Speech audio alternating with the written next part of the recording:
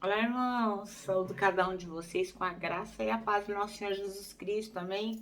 Meu nome é Miriam Anita e estou aqui fazendo um pequeno devocional com os irmãos chamado Ser Igreja, Encorajar e Ajudar. Este texto foi escrito pelo irmão Lucas Mourão para o Manancial, que é um devocional diário de meditações produzido pela União Feminina Missionária Batista do Brasil. E ele é baseado no quê? Na Bíblia, que é a palavra de Deus, tá bom? Então, como foi o irmão Lucas Mourão quem escreveu o texto, não fui eu, o que eu vou fazer? Como sempre, vou contar para os irmãos aquilo que eu entendi, tá bom? Sempre gosto de reforçar que eu não sou teóloga, eu não sou pastora, eu não sou missionária, eu não sou nada. Sou apenas uma pessoa que ama a palavra de Deus e que compartilha aquilo que entendi. Mas o importante é que vocês peguem a sua Bíblia, façam a leitura comigo e peçam ao Senhor que fale ao seu coração, para que você também é, tenha essa experiência de saber o que você entendeu e se bate com aquilo que eu entendi também, tá bom? Então vamos orar? Senhor Jesus, que nós possamos realmente sermos igreja, que nós possamos realmente encorajar, ajudar, acolher, enfim, que possamos demonstrar amor. É em teu nome que oramos. Amém. Meus irmãos, então vamos lá, 1 Tessalonicenses, capítulo 5, versículos de 1 a 11, tá bom? Então vamos lá. Diz assim, ó. Não é necessário, irmãos, que eu lhes escreva sobre quando e como tudo isso acontecerá. E do que é que ele está falando? Sobre a ressurreição, sobre uma vida dedicada a agradar a Deus, é o que ele vinha falando antes, né? Então, ele diz assim, não é necessário, irmãos, ele e o apóstolo Paulo, né? Que eu lhes escreva sobre quando e quando tudo isso acontecerá, pois vocês sabem muito bem que o dia do Senhor virá inesperadamente, como ladrão à noite. Quando as pessoas disserem, tudo está em paz e seguro, então o desastre lhes sobrevirá tão repentinamente como iniciam as dores de parto de uma mulher grávida, e não haverá como escapar. Mas vocês, irmãos, não estão na escuridão a respeito dessas coisas e não devem se surpreender quando o dia do Senhor vier como um ladrão. Porque todos vocês são filhos da luz e do dia. Não pertencemos à escuridão e à noite. Portanto, fiquem atentos.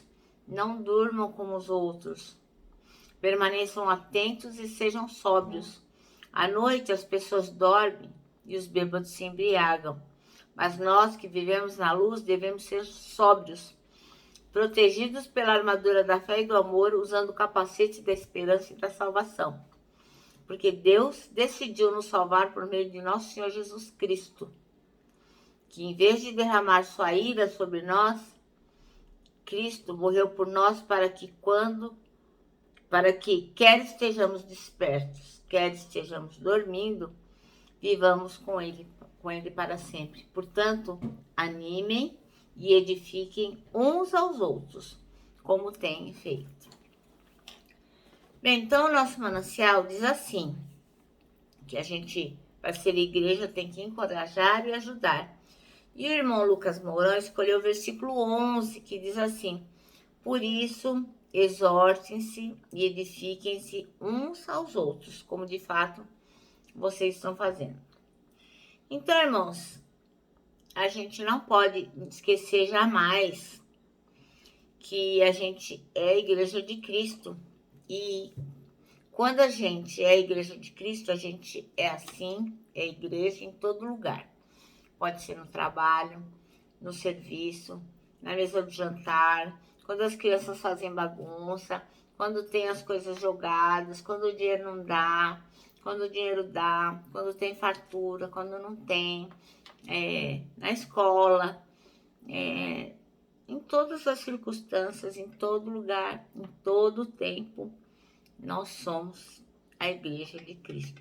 E olha só, que responsabilidade, né? Sermos embaixadores de um reino como o do nosso Deus, né? Então, no dia a dia, a gente tem que levar em conta aspectos do campo espiritual. A gente não pode agir como se não pertencesse a Jesus Cristo, agir somente na carne, mesmo em situações corriqueiras que parecem, não pega nada, né? Ou mesmo em situações muito importantes, quando a gente tem que se posicionar como cristão. Em todas essas situações, nós temos que nos lembrar que nós temos que agir de maneira espiritual. Às vezes a gente esquece disso, né, irmãos? Às vezes a gente quer ser como os outros para não se estressar, para não ter que dar explicação, para não ter que se responsabilizar por aquilo que Cristo nos deu como responsabilidade. Mas temos que pensar nas nossas atitudes para que a nossa vida possa refletir Jesus Cristo e que nós possamos ser bênção na vida de todas as pessoas, né? Porque hoje, assim, eu estava pensando isso esses dias. Quando eu era jovem, era muito mais fácil identificar um cristão, um crente, né? Ele sempre tinha uma Bíblia de capa preta, você costumava ver o carregador dessa Bíblia. A maioria das pessoas não se diziam cristãs, né? Então, quando a pessoa dizia que era crente, quando ela estava com uma Bíblia na mão, geralmente era realmente uma pessoa que ia ao templo, era uma pessoa que se dedicava às coisas de Deus. Não era regra, mas era mais fácil você identificar um crente, né? Hoje, todo mundo se diz crente, né? Todo mundo. Então, independente de quem seja a pessoa ou do que ela faça, ela diz assim, eu sou evangélico, eu sou crente, eu sou cristão. Né? Como eu sempre digo para os irmãos, eu trabalho com adolescentes em conflito com a lei, e quando a gente pergunta a religião, ele fala evangélico. Aí eu sempre tenho curiosidade de perguntar, né? O que é ser evangélico? E você ouve, assim, os mais absurdos disparates, né? Porque hoje as pessoas não levam muito a sério o fato de terem aceitado a Jesus Cristo, né? Lá onde eu trabalho, existem igrejas, pessoas que fazem um trabalho espiritual lá, leem um trecho bíblico, fazem um pequeno culto, enfim. E toda vez que um irmão ou a irmã faz um apelo perguntando quem quer aceitar Jesus como seu Salvador, tem meninos que aceitam toda vez. Toda vez que a pessoa pergunta quem quer aceitar Jesus. Então, na verdade, falta entendimento, né? Então, é normal, todo mundo é crente, todo mundo é evangélico, todo mundo acredita em Deus, todo mundo é cristão. Está se perdendo aquele refletir que é tão necessário para que as pessoas identifiquem quem é o verdadeiro cristão. Agora, uma das coisas que identifica o verdadeiro cristão é o encorajamento, né? É importante que o cristão saiba que é sempre melhor encorajar do que desestimular. Então, a gente tem que agir sempre debaixo da direção do Espírito Santo. Por quê? Porque aí nós vamos agir com amor, nós vamos agir com discernimento, vamos agir com sabedoria. Ajudar é muito mais legal do que criticar, né? A gente, às vezes, perde a noção, né? Critica muito e ajuda muito pouco.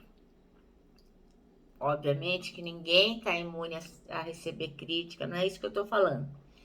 Mas, na perspectiva do ministério compartilhado, né, das pessoas que deveriam amar umas às outras, onde a gente está buscando o mesmo alvo que é Jesus Cristo, aconselhar, acolher, amar é sempre mais indicado do que ficar criticando, metendo pau na pessoa, metendo pau no irmão, expondo, né, a pessoa de forma desnecessária.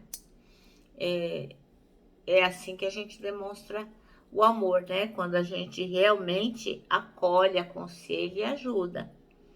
A alegria que vem do alto é o que deve mover o verdadeiro cristão. Isso é fundamental.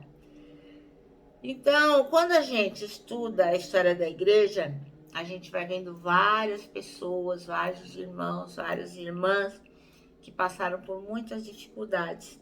E mesmo assim, elas venceram porque tinham alegria até mesmo de sofrer ou de morrer por Jesus Cristo.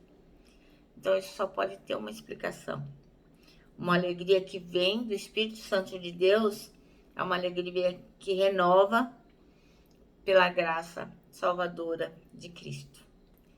Então, o irmão Lucas Mourão, ele conclui esse texto que ele escolheu dizendo assim, olha, eu quero essa alegria, eu quero esse mover, eu quero andar com Jesus de forma que as pessoas reconheçam em mim que eu sou cristão e que eu possa encorajar e ajudar as pessoas.